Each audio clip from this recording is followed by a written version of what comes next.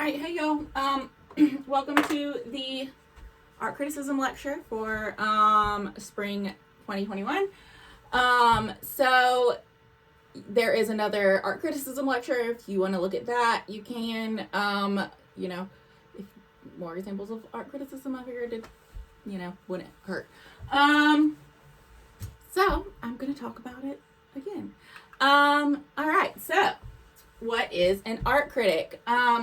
So what do you think of when you think of an art critic, or really just like any kind of critic?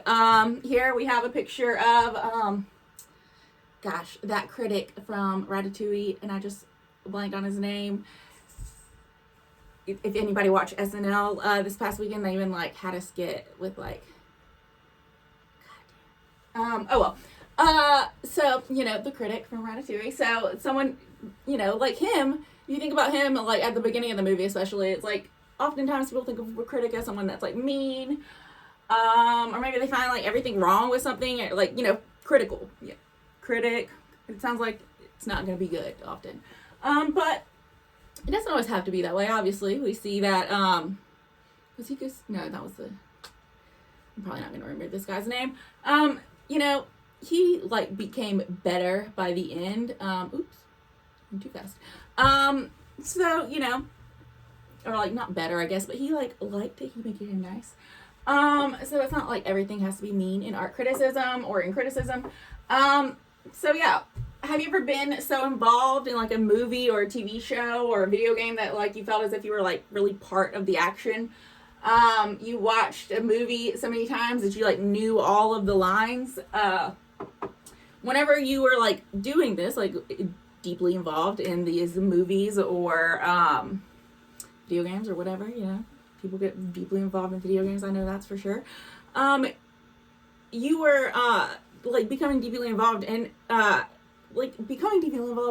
allows you to form an opinion. So whenever you talk about this with your friends, I mean, like everybody's always talking about like the sports games and stuff, or like TV shows, like the recap of The Bachelor and all that kind of stuff. You talk about what you liked, what you didn't like. You're critiquing it and judging it and making decisions about why it's good or bad. So right there, you're being a critic. So we do the same thing with visual arts. So there are professional critics that judge the merit of music, movies, theater, games, and the visual arts. People that get paid to do it. Ocean Ward, this guy, he's like a professional like critic. Yeah, there's a bunch of other ones, but art critics and like movie music critics, we all know them, like the Rotten Tomatoes kind of stuff, or movies, and then Pitchfork, and like no one takes Pitchfork that seriously, but it's always fun to see what they've got to say. That's off topic, sorry. But there's professional people that get paid to like write critiques and like about different stuff, like including the visual arts. Yeah. So over here, it's a little cartoon that I thought was funny. And it says, instead of "it sucks," you could say "it doesn't speak to me." A nice way of critiquing something and being nice about it. So why art criticism? So art criticism allows you to judge an artwork more objectively. This allows you to make a judgment that is based on factual information instead of simply opinion. Making judgments based on fact instead of opinion is a much stronger and more thorough way of looking at artworks. So yeah, it's like if you just go up to a work and you're like, I don't like it, but you can't say why, or like you don't spend time to like look at it, and like if at the end of you like investigating it and critiquing it, you still come up with the point that you don't like it, that's fine. Like you don't have to like everything. Everything is not made for everybody. But art criticism is meant to help you like open your mind and think more deeply about things. And this form of criticism can be used in a lot of other areas of your life, maybe except minus the aesthetic parts, but just saying. So art criticism is appropriate to use whenever you're asked to judge an artwork. With a few changes, it could also be used to judge music, literature, or drama. The process prepares you for making other judgments, such as decisions about major purchases, like cars, like, whenever you're, I don't know if any of y'all are over 16, so I don't know if y'all bought the car whatever. You know, you like think about like, oh, well, which car is going to be the best, most safest option kind of things. So you're making judgments about these kind of things to make more educated and informed decisions. And why is that moving by itself? I don't know. I might have accidentally put some timings on this slideshow, so we'll see.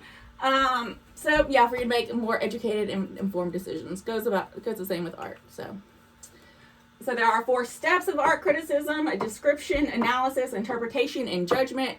We are going to go through each of these steps while also critiquing a work of art. So we're going to talk about one work of art this whole lecture for the most part, because we're going to talk about going through all the steps of art criticism with one work of art. All right, so let's get started. So, step 1, description. What can be seen in the artwork? So, the description is obviously the first thing that you want to do. Whenever you are looking at an artwork, you want to describe plainly what you see, or whenever you're critiquing an artwork. You make a list of the visual qualities of the artwork that are obvious and immediately perceived.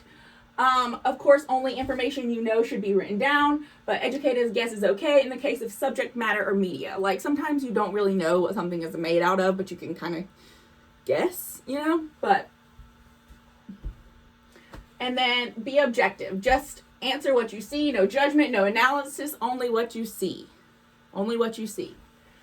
This should include title, subject matter, artist, media, and general context. So titles like what the piece is called, you know, there's like context beside all of those, but download the slide per usual and read alongside.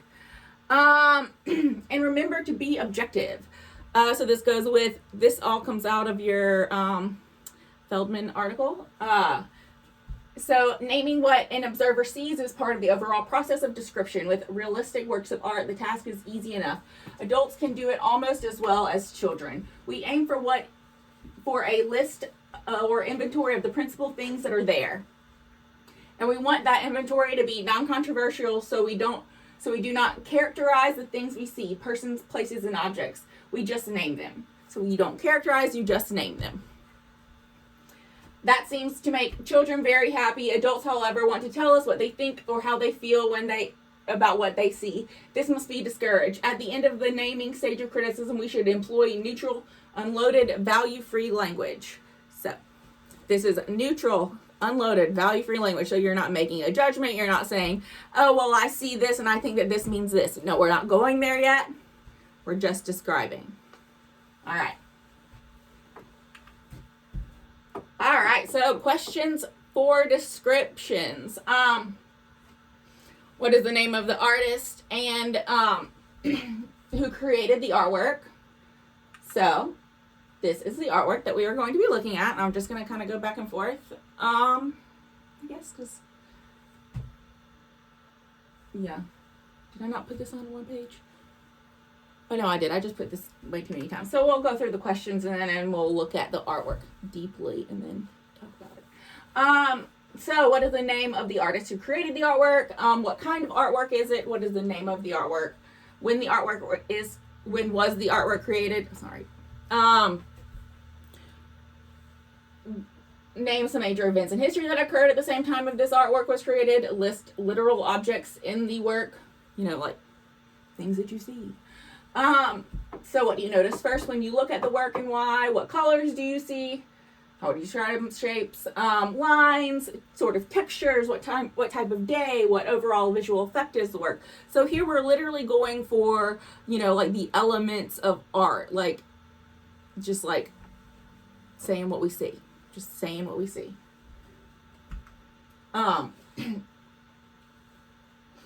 All right, so Vanessa German, this is what we're going to be looking at. So this is her work called The Embrace. It is from 2020. It is a mixed media assemblage. It is like life size, larger than life size. It's, you know, taller than me, but I am 5'3", so maybe it's like 6 feet. So we're going to start with what we see in the artwork.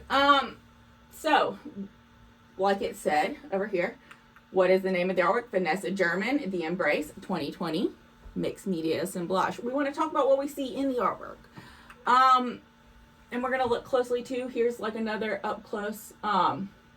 So we see a large kind of square doorway, almost archway, kind of golden looking. Then there are two figures in the middle, and they are in an embrace with his hand around the body.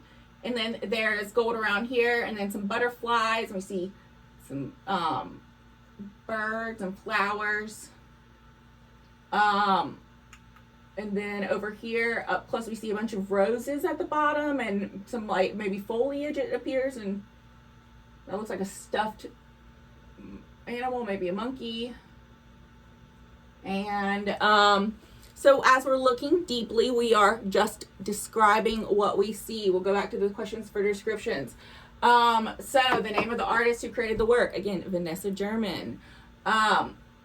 When was the artwork created? This year, or not this year anymore, last year, 2020. Some major events in history, I don't think I need to name them, as that we all lived through it last year, but coronavirus, the Black Lives Matter stuff over the summer, you know, following the deaths of George Floyd. It's not like Black Lives Matter started this summer. It was like started like way too long ago, honestly. Not because like it needs, just because there's been no action. And sorry, I'm going to talk back about works. So we know what happened in history, the literal objects in the works, the trees, the people. So in this work, because this is in a mixed media assemblage, we can actually also name literal objects. So down here, it's like little like rosettes, and like these look like paper cutouts of like birds and butterflies and stuff. And there's like some kind of crown-ish thing up there. I don't have a close enough picture of that. And then there's two bodies that are enclosed, and it, you know, like they're protruding out of the board or whatever that they are placed upon, the backing. And there's a frame. We see that. I don't know what that is. Looks like a little purse. What sort of textures do you describe? How do you describe? What time of day or night? So maybe we would say it was daytime because of all the gold, but we can't really say. The overall visual effect or mood of the work. What I would say for this, like maybe the mood is, you know, loving. A loving embrace. Colors, there's a lot of, you know, vibrant colors, and then like that, the bold black like figures that contrast in the middle from the colors on the outside. Edges and shapes do they have, so we see the archway, so that's like something significant perhaps. In lines, textures, so it looks like there's a lot of texture back here. Perhaps that's a bunch of like gold leaf or glitter. But let's talk about analysis, because we've now pretty much said everything that's in the work. So analysis is about where relationship exists with what is seen.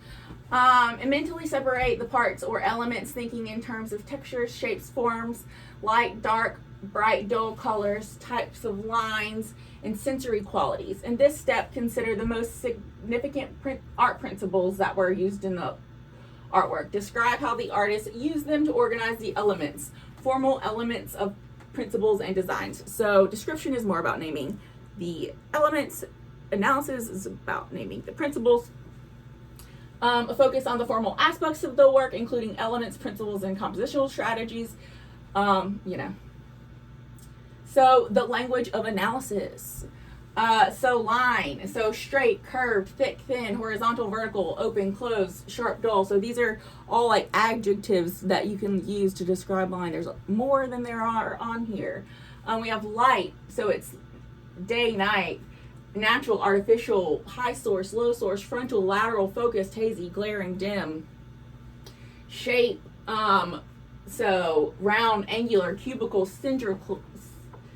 central, I can't say that word, triangular, conical, flat, stout, like, you know, irregular, measured. So we have color. You can talk about everything from primary, secondary, analogous, low key. There's a bunch of words, you all could read them. Same with size and quantity. Tall, short, wide, narrow, heavy, weightless, massive, swollen, space and location, and then overlapping, shadow, depth, left, right, all of that kind of stuff about artwork, where it could be. And then surface texture, smooth, rough, hard, soft, dry, wet, coarse, fine, gloss, matted. There's, a bunch of different ways that, depending on what the artwork is or what it's made out of. So y'all will use your own vocabulary for that part. And I will use mine or try for this part. So here are some questions for analysis. So how has the artist used the colors in the work? What sort of effects do the colors have on the work? How has the artist used shapes? So we will talk about that as we look at this work up close. So how has the artist used colors in the work? So we see that there's like some color blocking in this work. There is the gold around, sorry, I don't want to knock this over myself. There's the gold around here, and then that kind of frames the people in the center, and then there's kind of a lighter shade in the center. And so that's the colors in the work, and then there's like that greenish down here. But we only see the darker colors in the picture, in the people's like faces and bodies. So what sort of effect? So gold is obviously like, that seems like a little bit more opulent, because gold. And how the artist used shapes within the work of art. So again, I feel like that the arch is generally kind of significant. You can think about, getting married under archways, or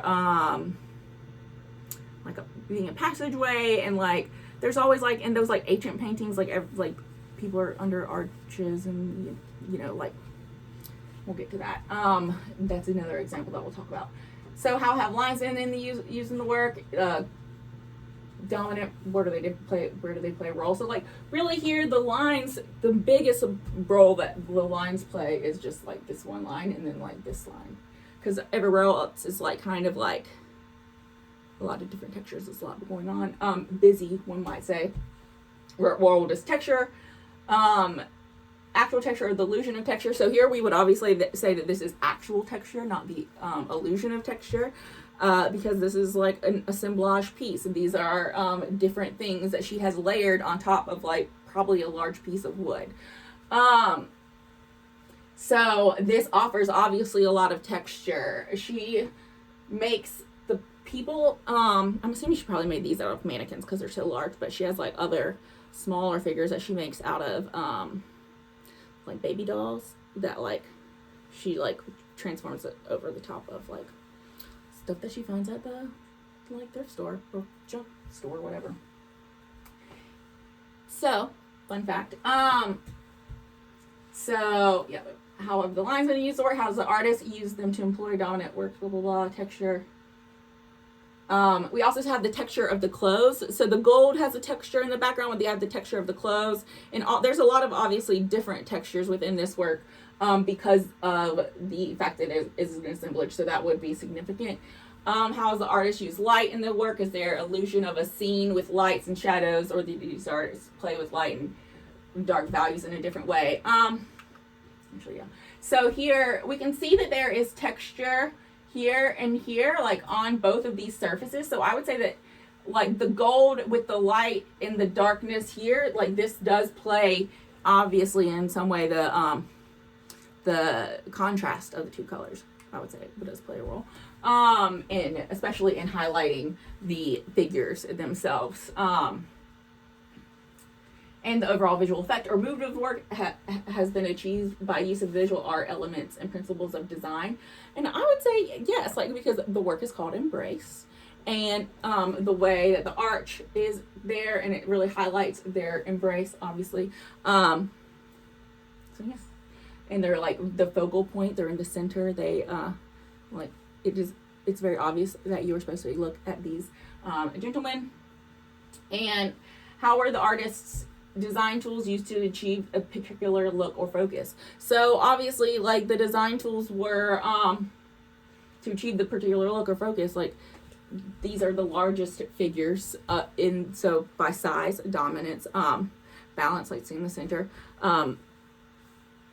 so that achieves a particular look or focus. There's also this right here above the figures that kind of like draws like your eye to them and down on them in a way. So that's what I think.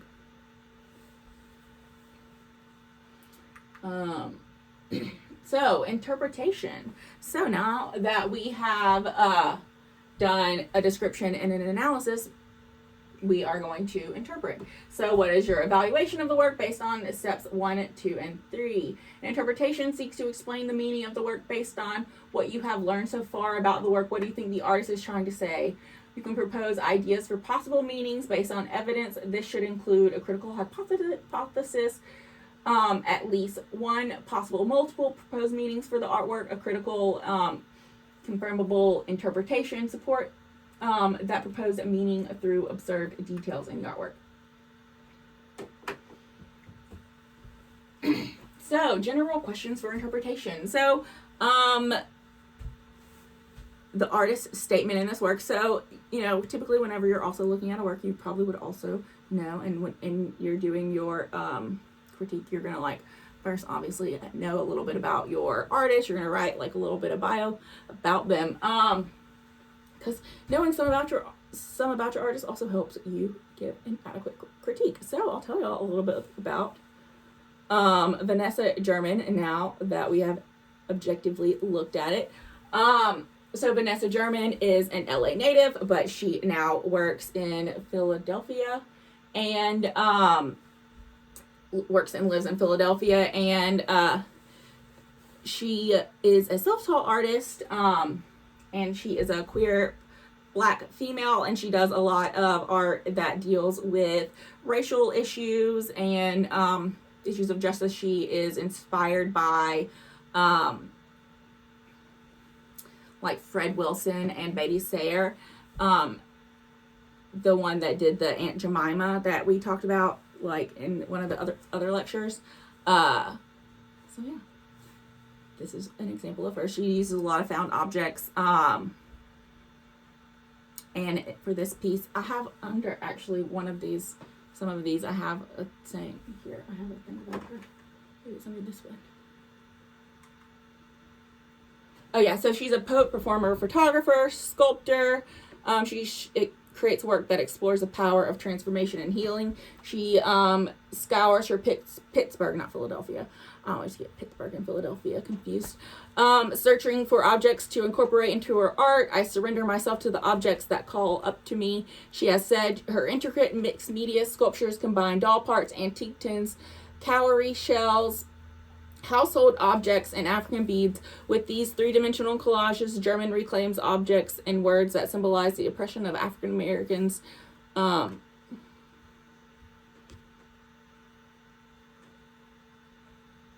For generations of creating this serene, if surreal, figures call to mind religious icons, Congolese Minkowski sculptures, folk art traditions, and the work of Betty Sayre and Fred Wilson. So German uses her art to address hate in the world while also expressing hope for a future. So she still deals with a lot of issues that of racial inequality and racism, stuff that she remembers growing up, and that both from her perspective and other people's perspective and her family from conversations. So a little bit about her.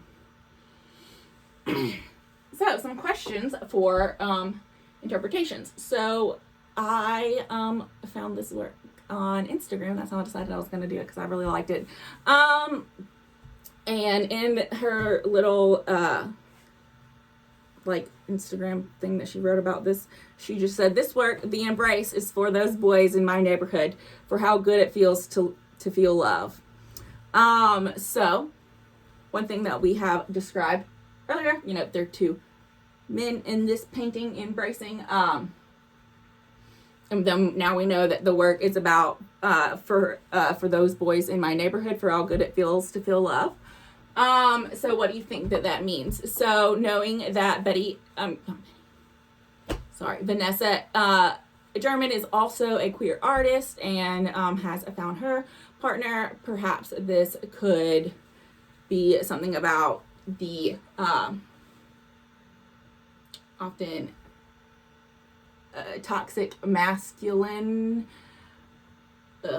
structure in many Black cultures that like is a little bit homophobic, to say the very least, and to just say that she feels acceptance, perhaps, or she wants them to know acceptance and know that it's okay to love who you want to love. Not that there's not homophobia in every community, just to say that. So what does it mean to you? So that is for me, that's what I think that it means to her. Potentially because she says like, for how good it feels to feel love. I think that's what I picture. So what does it mean to me? So as I can't tell you what this means to you. So for me, I could kind of see that, like that same kind of the embracing of Black queer love and like allowing your true self to, you know, to live your true self without having fear of, you know, rejection or, you know, especially in the case of many Black transgender women, death. So I think it's kind of like a celebration of the beauty of Black queer love. That's what I think. But I also think some other things that we'll talk about. I also kind of saw, whenever I was thinking about this work, I saw a big connection, being that I also am a previous art history major, between Gustav Klimt's work. He also has another one that's like The Embrace, but I particularly was drawn to this one because of like the gold and like the floral that they're standing upon. So this is Gustav Klimt's The Kiss. So I also think that this could be kind of like a reappropriation or like an appropriation of The Kiss into an example of like contemporary love. Contemporary love. What feeling do you have when you look at this work? I mean, I would love to see it in person. Like, it's new. It's COVID. I have not seen that much art in person this year, unfortunately, because it seems massive. But I would say that if you were actually looking at this in person, you would have this kind of feeling that it's like a monumental piece, because unless obviously you're super tall, but I'm not. Because it would be so much taller than me. I should have put a picture up here of like people standing beside it, because like people are shorter than the work. Most people are. So I feel like that would be also like a very powerful thing about the work, because not only is it a celebration of something that in a way is often frowned upon or hidden or, you know, all sorts of things, it is here celebrated. So and in a way that's like more larger than life. So yeah. Do you think there are other symbols in the artwork that represent other things or symbols? So I guess that would be like also like the Gustav Klimt. And then, you know, I think that could be also butterflies. I mean, change. If you ever talk to like somebody that has a butterfly tattoo, that will tell you that. So maybe that's like the point of the butterflies, but I cannot tell you. I don't know. Also, it is significant that she has like these figures that she's painted like super like darker black, because it's like part of her aesthetic, and like the celebration and the representation of Black figures, and also how they were like in the media portrayed negatively, and then like reclaiming that stereotype in a positive way. It's like the Sambo figure in like what's that one? I'll put that documentary. It's a really good documentary. It's like 20 minutes if anybody's interested, about her. It's a few years old though. So why do you think the artist chose to work in this manner, and made these kind of artistic decisions? So I think that she makes things based off of her own personal history, her thoughts and feelings about what's happening in the world and with people that she interacts with, and so that's kind of, I think, why she is making these kind of artistic decisions, and she's using this stuff around her because it's like of the times, and she likes to create sculptural works. She's also a self-taught artist. I think I'd say that. But I just think it's very interesting. So yeah, there's some more of that work. So here's some more of Feldman's questions for critical interpretation. So with even more hunches and intuitions, a critical hypothesis does not spring to mind forward, fully formed. Here are some questions to get you in the ballpark. So here are other things that you can like use for interpretation. I'm not going to go through all of these because I feel like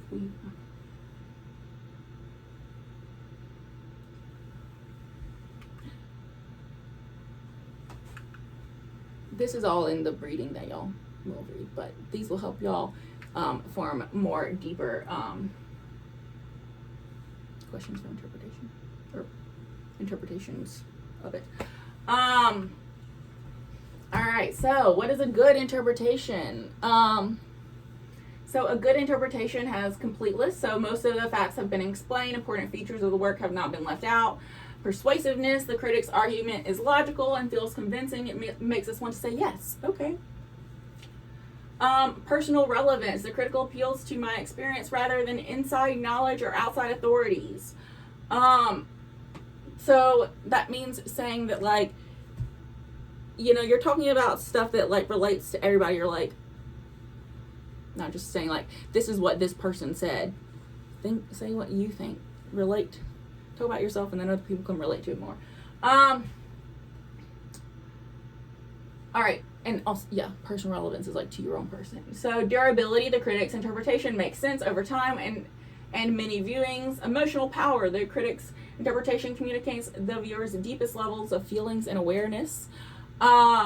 Intellectual force, the critic's interpretation makes a valid connection between the work of art and the world of ideas. So think about it. Think about what it makes you think, like abstract ideas. What is the big idea of the work? Insight, the critic's interpretation explains why the work is or is not enjoyable to the viewer. And then visual responsiveness, the image of the work is felt or remembered throughout the critic's explanation. And originality, the critic's interpretation discovers fresh meaning in the work as it relates to the world we know and life we have led. So that's what it takes to be a good interpretation. You have to have like originality. It has to be complete. Get me all the way there. Tell me like what everything means. Read through that. Download this PowerPoint, especially before you write your critique. But also that's like, I think all that's in the Feldman article. So judgment, what is the content or meaning based on steps 1 and 2? So the judgment, your final step. After careful observation, analysis, and interpretation of artwork, you are ready to make your own judgment. This is your personal evaluation based on the understanding of the works. Interpretation directs us toward the grounds of judgment, which seems inappropriate for the work we have examined. Discuss the overall strengths, successes, and merits of the work. The artwork is declared successful or unsuccessful, not good or bad. So remember, it's not declared good or bad. We don't say that, oh, that's a bad artwork. Or it's either successful or unsuccessful. And it gives strong evidence that has been observed in the work to back up all claims. Interpretation directs us toward the ground of judgment, which seems appropriate for the work we have examined. So grounds of judgment. There are 3 types of arguments that critics use to justify his or her opinion on the goodness or the badness, aka the successful or unsuccessfulness of a work of art. So formalism, expressivism, and instrumentalism. I don't know why I got that bright colors. So formalism. According to formalism, an artwork is good to the extent that the parts cooperate, reinforce each other, and join to form a perfect unity. So formalism wants unity in a work of art. If you don't remember what that is, go back to the principles lecture of art. So 3 aspects that make a formal unity perfect. It is complex but not confusing. It is balanced but not boring. It is finished but not overdone. A formalist unity, moreover, is not tainted or compromised by associations with practical life, personal needs, or social concerns. Denies the aesthetic validity of religious, political, and utilitarian art. All right. So a formalist just wants you to tell it how it is. Like, what do we see? Does that make it a good work? Yes or no? We're talking about just like aesthetics kind of here. So if we think about back to that work of art in the formalist, we wouldn't say anything about how, the meaning behind like the 2 men embracing and like all those social ramifications, or whatever you want to call it, from that. But you would say that this is a balanced work. It's like, there's focal point, but it's not like overly busy, and it's not confusing. You can kind of get the meaning. It would actually be successful from a formalist opinion, in my, I think, approach. All right, so expressivism. According to this standard of value, an artwork should be judged by its capacity to communicate feelings and ideas honestly, vividly, and forcefully. An expressivist critic is not especially concerned with pure form or abstract visual relationship. He or she cares instead about the validity of persuasiveness of the message conveyed through visual form. Notice that expressive critics regard form as a means to an end, and that end is the truth rather than beauty. To be sure, beauty is a good thing provided it does not overlook the facts. The same principle applies to goodness. It cannot be won at the expense of truthful expression. We might say that expressivist critics are mainly impressed by the importance of genuine feeling, adherence to high standards of artistic integrity in visual communication. In short, expressivists refuse to separate intellectual and moral values from aesthetic values. So, here, from an expressivist point of view, we would talk about the moral and implications, and this is where the expressivist point of view, either it could go either way, because somebody would be like, yay, they, love is love, this is true, we do need to celebrate people and let them be who they want to be. Or, they could be on the complete other side. There's like, ew, something bad, don't kiss, I don't know. So either side of the spectrum, depending on, so in one way, someone might say that it was not successful because they don't agree with the message, or they could say it was successful because they do agree with the message and they also find it visually appealing. So that's where it kind of gets like, everybody's got an opinion. All right, so instrumentalism is the ground of judgment that locates the goodness of an artwork in its capacity to serve an institution that is more important than art. Instrumentalists tend to ask these questions. How effectively does this work promote religious doctrine, advance political agenda, satisfy a physical need, or successfully sell a product? Instrumentalists are very pragmatic. They will not judge a work apart from its ideological, political, or economic effects. All right, so here an instrumentalist would only want to look about the way that, the fact that this work has tones of LGBTQ activism, potentially, and then judge it successful or unsuccessful based on that. So if it has advanced the political agenda, I don't know if it has, so who can say? I wouldn't say that I'm an instrumentalist. I guess like a good example of this though would be like if you want to talk about like if y'all were definitely Obama, like the Hope poster like that Shepard Fairey did, you know, that was obviously very successful in getting the message across. So that's a good example of that. All right, so judgment, questions for judgment. Why do you think that this is a work of art that has intrinsic value or worth? What is the value that you find in the works? For example, is it a beautiful work of art, conveys important social message, affects the way that I see the world, makes insightful connections, and reaffirms religious beliefs, etc.? So intrinsic value for some reason. Do you think that the works of art has a benefit for others? Do you find that the work communicates an idea or feeling or principle that would have value for others? So here, we can just look at it here. So here, if we want to talk about this intrinsic value, I would say, like, what is the value that I find? So everybody's going to find different value in a work of art. I find that this work has a value. It has, I think that it conveys an important social message, and I think that it is very visually stunning, especially considering its the scale of it. So, do you find the work of art? Yeah, it does communicate an idea or feeling or principle that others would value, definitely. And what kind of effect do you think the work could have for others? You know, I think that it could have a very, like, accepting, peaceful, kind of, like, loving effect for others.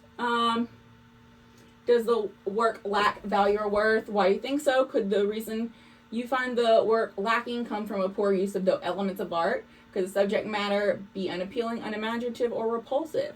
So I would say no to all of these. I find it, like, very interesting. I think that it's a fun thing to look at. I would like to have one of her pieces in my house, because I would like, not that I could ever afford it, but, you know, you never get bored looking at it. There's always something new to see. That's my favorite kind of stuff. So yeah. But it's also, like, got a very clear, like, it's, like, busy, but not, like, over, I don't know. I just really like it. All right, so rather than seeing the work as being effective or without total value, does the work fall somewhere in between? Do you think that the work is okay? What do you base on this opinion? Do you lack, like, these elements of art, the lack of personal expression, the work lacks a major focus? Explore your criticism of the work as much as you would with any positive perceptions. Realize that your own taste and prejudice may enter into your criticism. Again, your own taste and preferences are allowed to enter into your criticism. So here, you know, I would say if I was going to buy this work, I would definitely need to know the size, because I maybe don't have the space in my house. That would be maybe a negative judgment that I could say. But that's it. But everybody has their own opinions. So, you know, I would be afraid that, like, my dogs might try to eat something off of it. That would be another thing, maybe. Maybe this is more of a gallery or art museum piece, if we want to go with that interpretation or judgment. So, but overall, I would say that this piece is successful. From a conservation point of view of a museum, I don't know if that will present challenges over time. I think that some of the stuff is made out of plastic. That clearly never degrades, so guess not. But yeah. I would say overall that this is a successful work of art. Everybody has their own opinion. If I was gonna, like, relate this to my life, I would probably, you know, talk about some of my friends or something like that, and you know, how I think that they deserve representation and positive, you know, images of them in the world. But yeah, whenever you write your interpretation and your art critique, you can go with that wherever you want. I'm going to put a few more examples up in the art criticism, like, little module that, so if you don't know where your artist assignment is, go to assignment descriptions and rubrics and module, and then go to the art criticism module, and then you'll see a thing that says, like, artist assignment for critique, and then there's like a doc that like spreadsheet, and you'll find your name next to an artist. And if you don't like your artist, like really don't like it, let me know. I'll find you somebody else. But you can pick any work you want, and yeah, we'll Zoom on Wednesday if y'all have any questions about this or anything else.